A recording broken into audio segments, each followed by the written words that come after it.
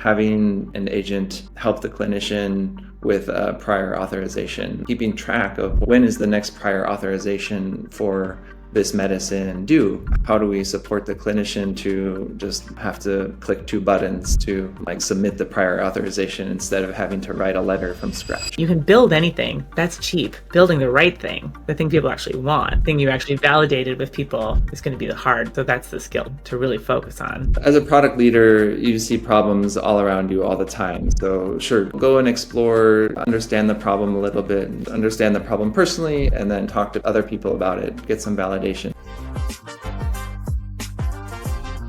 Welcome to another episode of AI Product Leader. Every week we shine a light on what it really takes to join the AI world. Real conversations with AI builders, product leaders, AI experts, technologists, and everything in between to understand where the AI world is right now and what that path looks like, whether you're building AI products or a career in AI. I'm your host, Polly Allen. I'm the founder of AI Career Boost, and I spend my time helping product leaders navigate the world of AI and thrive leading AI teams and products. And I've spent my career on both the product management and software development sides of the fence. I'm an ex-Alexa AI principal product manager, where I successfully launched the very first generative AI answers on Alexa. And I'm very excited to be joined today by Taylor Ahlgren. Taylor Ahlgren is a product leader, founder, and strategist who spent over a decade solving real-world problems at the intersection of tech, health, operations, and international development across the globe. From launching scalable fulfillment platforms to advising early-stage startups, Taylor brings a unique mix of systems thinking and human-centered design to every role. And as a founder of a stealth mode AI health tech startup focused on chronic disease care, he's now channeling his energy into building smarter, more compassionate products. Known for his execution chops and generous mentorship, Taylor continues to push boundaries, always with an eye towards impact, equity, and innovation. Taylor, it's so great to have you here. Thanks so much for joining today. Oh, it's awesome to be here. Almost putting tears in my eyes. Thanks for the wonderful intro. So great to have you here. So that's quite the background to go over. I know you're now working on AI forward products in the health tech space, but tell us a little bit about your career and background that led us to the spot that you're at today. Yeah, happy to share. And thanks again so much for having me. And excited to share a little bit about my journey. My journey with technology actually started in Botswana many years ago, where I worked with refugees and helped start a health organization that improved the lives of over 20,000 young people. And that experience early in my career really shaped how I think about impact. I've always been a builder focused on building high impact products. And just over 10 years ago, I was a month into a role at Google, and I was unexpectedly diagnosed with heart failure, with cardiomyopathy. And fortunately, it was caught early, and I'm healthy today.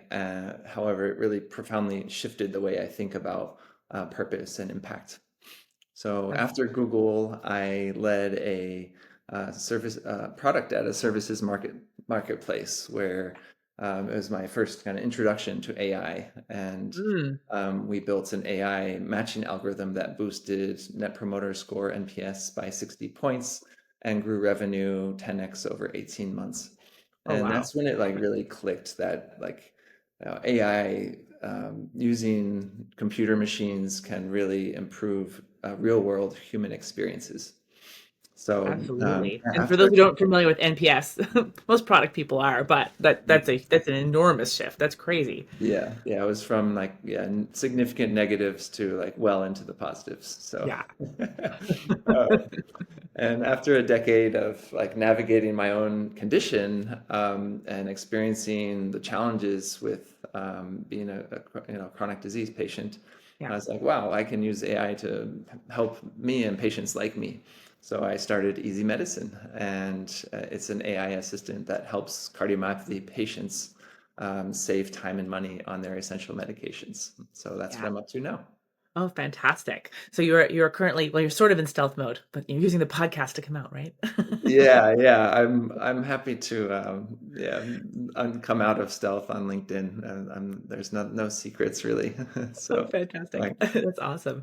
I remember when we first started working together and you were working on this, it was the first time I'd been exposed to the crazy challenges cardiomyopathy patients are exposed to dealing with dealing with this medical condition. Can you just explain a little more for the audience so they know? Because I remember it blowing my mind the hoops people have to jump through just to get their medications every month. Yeah, and cardiomyopathy patients are are impacted, but really any chronic disease patient has these challenges. So most cardiomyopathy patients take anywhere between 2 and 8 or even 10 medications, on average, maybe 5 or 6. And so just dealing with that volume of medications is a lot. Just thinking about refilling a prescription every month on a different schedule. Thankfully, there's been more and more delivery-based services from both retail and mail-in or mail order pharmacies.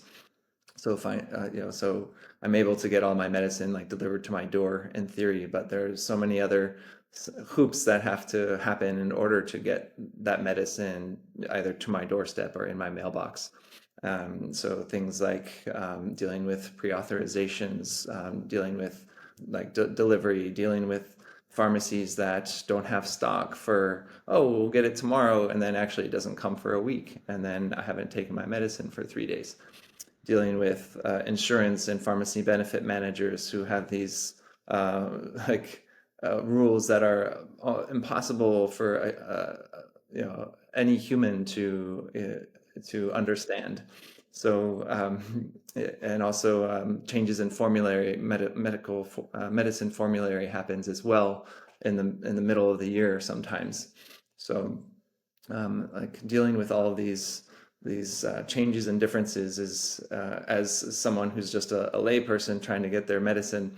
Oftentimes we're going back to our clinicians to help us understand like what's going on here, and then the clinician has to explain this, like this doctor or this advanced nurse like has to spend time helping the patient navigating the health system. There's so much waste, and it's really negatively impacting on patients, on clinicians, and I think the pharmacists also have a really hard time dealing with this. And really, it's mostly because of the way our health system is designed, and like the way insurance and pharmacy benefit managers design the care for patients in a way that's not human centric. Totally. Exactly. It's not starting with the patient in mind. It's really always starting from the business outwards, right? And how do they operate? Yeah, Yes. absolutely. So what are the opportunities, do you think, for AI to kind of plug some of those gaps and like make this more human centric? Yeah, so there's so many places where AI can help the patient navigate the existing health system.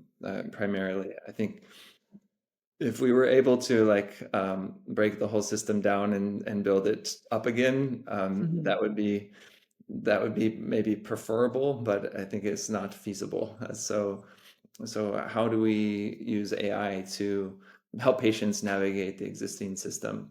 Well, many different ways. So some features that I have in mind for easy medicine that are down the road still, but things like having an agent help the clinician with prior authorization, keeping track of where the like when is the next prior authorization for Yeah.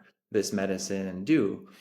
How do we support the clinician to just have to click 2 buttons to like submit the prior authorization instead of having to write a letter from scratch, for example. Yeah. With like pharmacy and their stock, like contacting the pharmacy 2 days before, one day before the medicine is due for refill, so we can see if there's going to be stock. And then Mm, if there's not, then actually maybe going and looking at other pharmacies to see if there's going to be stock in those other places, because many times the refill comes due. When the refill is due, I have 3 days left of medicine, and then and then if it's Friday and then it's the weekend, all of a sudden like Monday comes and the delivery hasn't come, and I've missed my next dose of my one particular medicine. So yeah. these are areas where AI can you like be agentic and go and do these tasks that would take a human, many minutes, like 30 to 60 minutes, But if AI can do it, then it can just take, that it doesn't take any human time, or it maybe puts a little pressure on on Yeah. on some other systems on the pharmacy or the insurance company or the pharmacy benefit manager. Absolutely. That was the first thing that sprung into my mind with this was, hey, this is a perfect agentic use case where there's sort of multiple pieces or multiple roles it might play. Like an overall assistant needs to do a bunch of different jobs, Yes. all of which it's not replacing a human really, because this is stuff you just don't have time for. Yes. Right? Yeah. Yeah, I mean, totally. many times a couple of support groups, which are awesome, and over the last 4 years have really been listening to what patients are saying, and they, yeah, time and time again, just talk about how painful it is to navigate the system. And a lot of times we just give up. We just say, okay, well, we're not gonna do that test, or we're not gonna take the medicine until next month, or like, and I'll these are just things get by. that are like bad for our health, and on average are shortening our life, putting us Yeah, at more risk to heart attack and stroke. And these are not healthy decisions, that are totally. decisions people are making because our system is so difficult to navigate. Absolutely. Mm. There are some incentives for some insurers and things like that to be, to make sure that their compliance is good. I think we've talked in some of our office hours about Yes. potentially like approaching them for funding. Is that something you're looking to pursue too? Yeah, absolutely. Eager insurance companies that want to serve patients better. Love to love to talk to those types of folks who are really trying to transform the way, yeah, healthcare insurance is delivered to patients.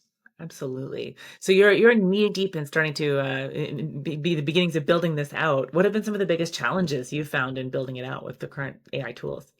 Yeah, so I started building it in Bubble like maybe 5 months ago or so, maybe 6 months ago, towards the Or end the of. vibe coding tools had all taken over? Yeah, yeah. And it was okay, but I was like, well, this isn't exactly what I want. And I actually just went back to like pen and paper, and like Hmm. just drew like the screens that I wanted, and then Yeah. thought about it for some time, like played around with the UX in Figma a little bit. And I was like, okay, well, I'm getting there. So I've next, just like a month ago, got back into Lovable, and tried Replit and Bubble again, and Figma. And I was impressed actually with all of the outputs. I think in the last 6 months, these vibe coding tools have gotten a lot better. Hmm. And I ended up choosing Lovable to sort of invest some money into, and I've been able Some tokens. was able Credit. to launch a prototype in Oh, a awesome. week. So yeah, easymedicine.ai is Oh, awesome. And we can go check it out. That's amazing. We'll easy. include that in the show notes too for people. Cool. That'll be great. Awesome. And so people can sign up for an account. How does it work when they sign up? What do Yeah. they get to do? So right now, actually, there's no sign up. My goal right now is to get this in front of cardiomyopathy patients and get their feedback, ask Awesome. them, just get in conversations and use this as a tool to understand, what I should build next and what can be valuable to the patient next. So right now, you can just go to easymedicine.ai. You can enter any of like 10 different cardiomyopathy medications, and then enter how much you are currently spending monthly on each medicine.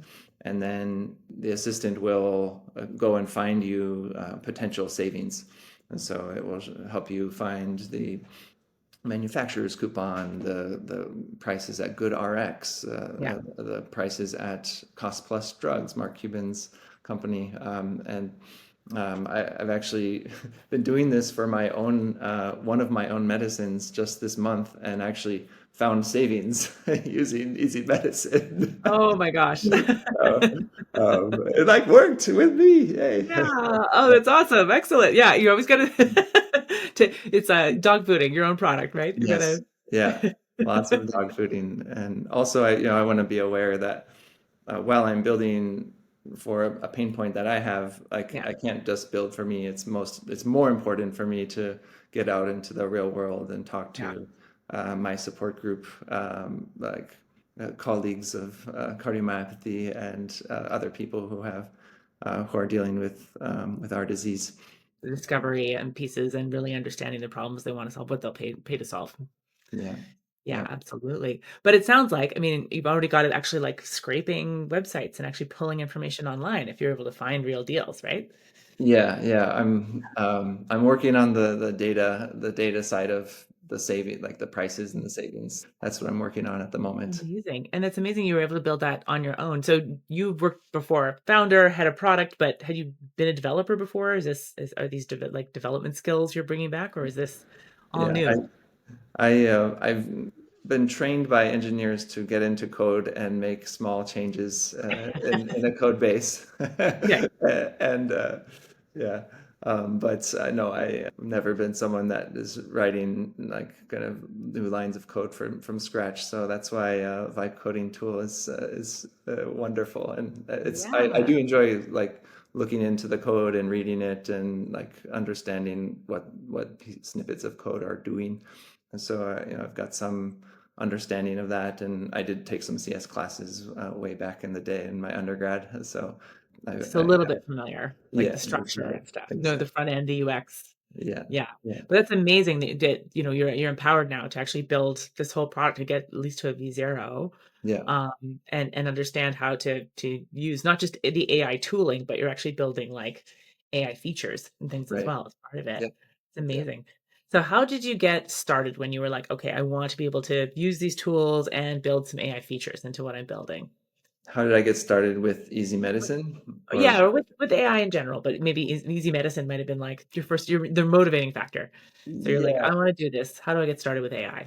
sure. Well, I mentioned in my intro that with the services marketplace leading product, it's almost like we like built this feature, and then all of a sudden I was like, wait, this is like AI ML, right? Like to the engineers, and they're like, yes, this is. I was like, Yes, this oh, is right. Yeah. So you were working with exactly traditional AI ML before this. yeah. And this was like 2016, 2017.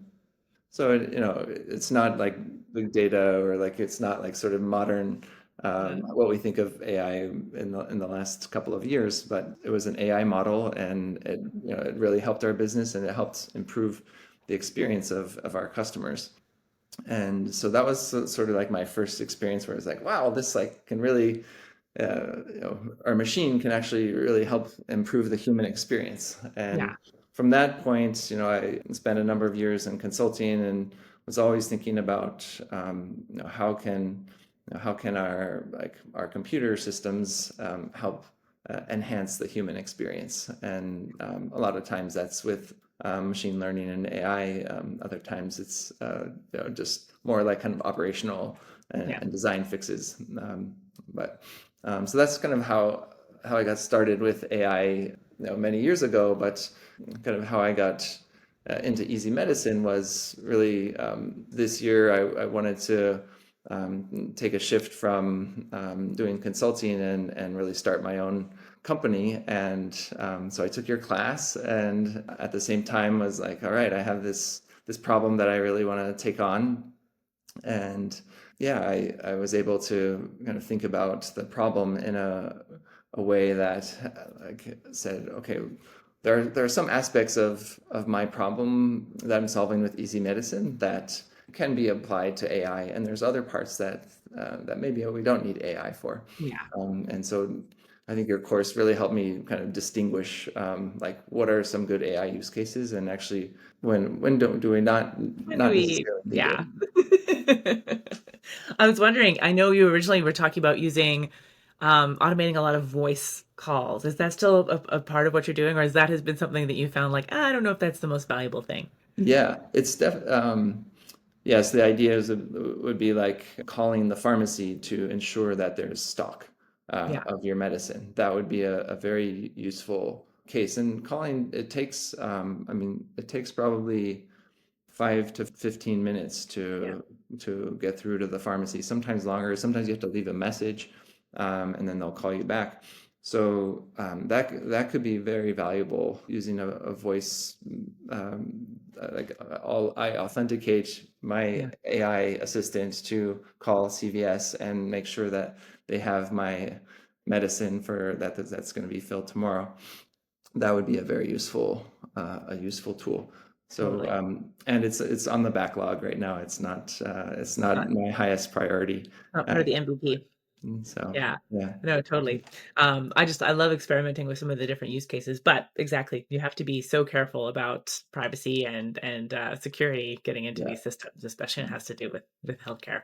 Right, right. Yeah. Absolutely. And yeah, so like I said, right now, my goal is to build the apps so that it's a very effective savings assistant. And actually, with savings, you really don't need to deal with the patient information. Right. We don't need your name. You can just come to the site and put in what you like your medications and what you currently pay, and we'll see if we can help you save something. So Oh, fantastic. it's kind of like a savings checkup. Um, Yeah. so that's the initial attraction, and then over time, the hook will be for retention will be that we can actually help you ongoingly to get your medicine to your Yeah. door or in your mailbox, so that you can just drop it in your pillbox. Fantastic. Well, I love that strategy of starting with, hey, where's the biggest savings for the user? Where are they saving them some money right off the bat? And a quick visit to a site is obviously like a quick win that you can deliver right away, right? Right? Yeah. Yeah. Yeah. Oh, fantastic. That's awesome. Well, if you were going to boil down your advice, it's very inspirational to see people, completely enabled by these AI tools, building AI systems. If you're going to boil down your advice to someone who is just starting out in the space, who wants to get more AI enabled, what would your advice be? Yeah, I'll say something surprising as probably as you lead classes, but I'll say don't start with a class. Start with a 1 hour build. Just take 1 hour. As a product leader, you see problems all around you all the time. So sure, go and explore, understand the problem a little bit, and just understand the problem personally, and then talk to other people about it, get some validation. So once you understand the problem a little bit, it doesn't have to be full understanding. Just write a quick PRD. What's the problem? What are some potential solutions? Go back and forth with it and Claude or ChatGPT, and then just pick up a vibe coding tool and build a prototype in 40 minutes. In 1 hour, you'll have something that has shown that you can actually take a problem in the real world and Yeah, build an app that can make an impact on humans. I love And it. so after 1 hour, then you sign up for a class. I absolutely agree. I totally endorse this because I feel like too many people are waiting for permission or think they need some skill. I actually have on my website a 3 prompt protocol that you can do in 3 prompts, and I swear it's 20 minutes. It's not even an hour to get to your Yeah, first app. But yeah, like something you could get in front of other people, get feedback, because that's the real skill now, right? Isn't yeah, it? Is actually now, and you can build anything. That's cheap. Building the right thing, the thing people actually want, the thing you yes, actually validated with people is going to be the hard thing to do. So that's the skill to really focus on. yeah, Absolutely. yeah. Wonderful. Oh, thanks so much. I think that's really great advice, Taylor. Absolutely. Awesome.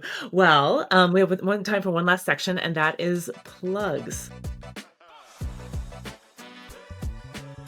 So I assume, Taylor, you want to plug your new startup.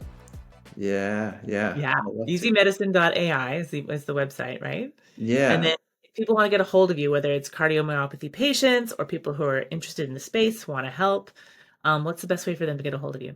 yeah. So I'd love to connect with anyone at the intersection of AI and healthcare, and I'd love to learn from you. And I'm a beginner in the health tech world from a business standpoint and a product standpoint, but I'm quite expert as a patient who's been deep in the system for many years. I can connect with you on LinkedIn. I'm Taylor Ahlgren. That's TaylorAhlgren. Perfect. We'll And make sure we include that in the show note, link in the show notes as well. awesome. Absolutely. Thanks so much for joining us, Taylor. On my side, I always like to plug the show. So if you enjoyed this episode and love hearing about people's journeys into AI leadership, the stories of what's working on the ground and what people are actually automating and building using AI, please like and subscribe. And also do check out our website, aicareerboost.com. I mentioned that 3-prompt protocol. You can sign up to get that and join our newsletter. I'll be excited to see you there and being part of our AI Career Boost community. That's another episode of the AI Product Leader Podcast. Thanks so much for joining, and we'll see you in another couple of weeks. Bye for now.